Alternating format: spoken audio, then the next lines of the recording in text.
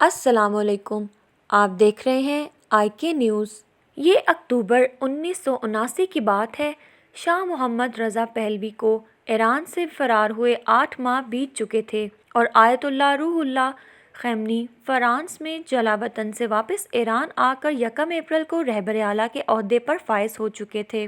ایسے میں CIA کی ایک سینئر افسر جارج کیو امریکہ سے تہران پہنچے اور ایران کے عبوری ڈپٹی وزیر اعظم عباس امین انتظام اور وزیر خارجہ ابراہیم یزیدی سے ملاقاتیں کیں۔ انہوں نے دونوں رہنماؤں کو خبردار کیا کہ مصدقہ خفیہ معلومات اور انٹیلیجنس ایجنسیز کو ملنے والے شواہد کے مطابق ہمسایہ ملک عراق کے صدر صدام حسین خاموشی مگر منظم انداز سے ایران پر حملہ کرنے کی تیاری کر رہے ہیں۔ اب تک امریکہ کی انقلاب کو ناکام بنانے اور شاہ کو واپس اقتدار میں لانے کی تمام تر امیدیں مانند پڑ چکی تھیں، تاہم انہیں اس بات کی امید ضرور تھی کہ وہ تہران میں نئی قیادت کے ساتھ تعلقات استوار کر پائیں گے، ابھرتی ہوئی اسٹیبلشمنٹ میں سے اعتدال پسند عناصر کی حوصلہ افزائی کر سکیں گے اور ایران کو سرحد پار موجود سوویت یونین سے متعلق جاسوسی کرنے کے لیے استعمال کر سکیں گے، جو اس وقت امریکہ کے ایجنڈا پر سہر فہرست تھا۔ تاہم ان میں سے کچھ بھی ممکن نہیں ہونے والا تھا۔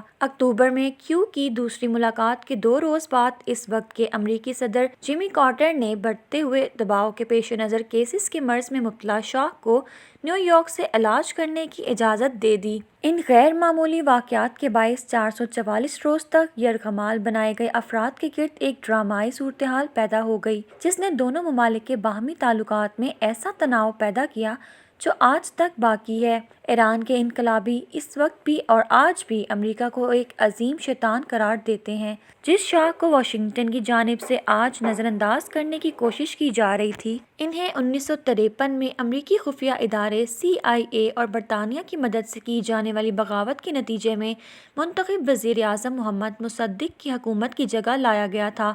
مصدق اتنے بے باک تھے کہ انہوں نے ایران کی تیل کی صنعت کو سرکاری تحویل میں دے دیا تھا۔ رضا شاہ پہلوی کے دور اقتدار کے دوران ہمیں دکھاوا اور طاقت کے بے جا استعمال کی انگنت مثالیں ملتی ہیں۔ ان کی توجہ ملک میں مغربی ثقافت کو رائج کرنے سے لے کر اپنی خفیہ پولیس سوراخ کے ذریعے خوف برقرار رکھنے اور امریکہ کی نظروں کا تارا بنی رہنے تک تھی۔ تاہم اس سب کے درمیان ان کا تعلق عام عوام سے منتقل ہو چکا تھا۔ ایرانی انقلاب سے صرف 1 برس قبل صدر کارٹر نئے سال کی تقریبات کے موقع پر رضا شاہ پہلوی کے پہلو میں کھڑے یہ کہہ رہے تھے، شاہ کی عظیم قائدانہ صلاحیتوں کے باعث ایران استحکام کا جزیرہ بن چکا ہے۔ سفارت خانے کا محاصرہ اور سفارتکاروں کو یرغمال بنانے کا واقعہ نہ صرف ایران امریکہ تعلقات میں بلکہ ایرانی انقلاب میں ایک غیر معمولی اور تاریخی لمحہ تھا۔ ایرانی انقلاب کی مختلف اشکال تھیں اور اس کی ایک مثال اس دوران مہدی بازرگان کی قیادت میں قائم ہونے والی متنوع عبوری حکومت تھی۔ آیت اللہ خمینی نے اس وقت ان اکثریت پسند طلباء کی حمایت کی تھی جنہوں نے امریکی سفارت خانے پر قبضہ کر رکھا تھا، اور مبینہ طور پر ان طلباء میں سے ایک محمد احمدی بھی تھے، جو سن 2005 میں ملک کے صدر منتخب ہوئے تھے۔ بازرگان حکومت کے پاس استعفیٰ دینے کے علاوہ کوئی چارہ نہیں تھا، کیونکہ ملک میں اسلام پسند بیانیے کو خاصی تقویت مل چکی تھی۔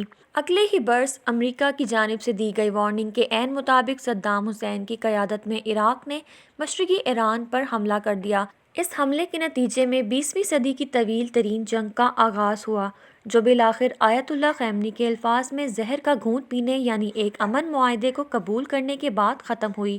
اس جنگ نے اسلام پسند گروہوں کو مقامی طور پر کسی بھی قسم کے مزاحمتی تحریکوں کو دبانے کا موقع دیا، جیسے قدامت پسند افراد کی جماعتیں یا مجاہدین خلق۔ جیسے جیسے جنگ طویل ہوتی گئی، ایران کے اسلام پسند گروہوں نے اس انقلاب کو برآمد کرنے کی کوشش تیز کر دی۔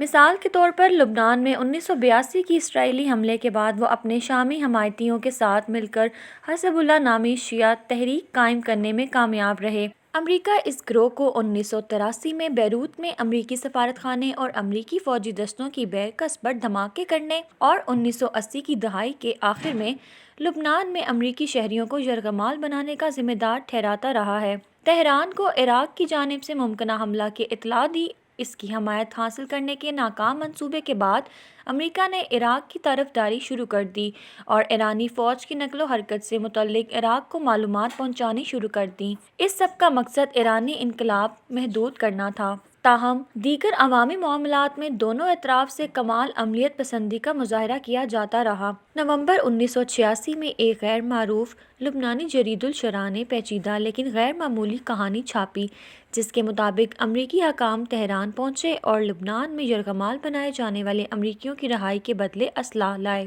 یاد رہے کہ یہ وہ دور تھا جب ایران پر تجارتی پابندیاں خاصی سخت تھیں۔ سن 1979 کے انقلاب ایران کے فاتحین میں شامل تھے، لیکن ان میں سے بیشتر بعد ازاں ایران کی اندرونی سیاست کا شکار ہو گئے۔ مزید معلومات حاصل کرنے کے لیے ہماری ویڈیوز کو دیکھتے رہیں، چینل کو سبسکرائب کریں اور بیل آئیکن بھی پریس کریں۔